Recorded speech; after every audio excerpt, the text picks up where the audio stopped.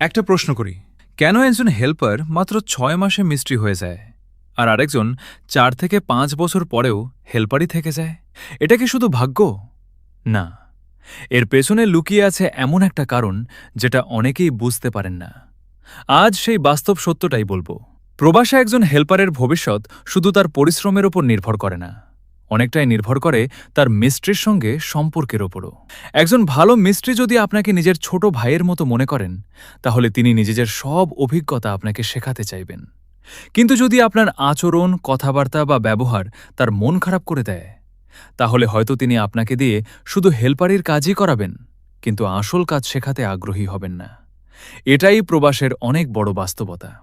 তাই মনে রাখবেন, যতদিন না আপনার হাতে পুরো কাজ চলে আসে, ততদিন অহংকার নয়, সম্মান, ধৈর্য আর শেখার আগ্রহ দেখান।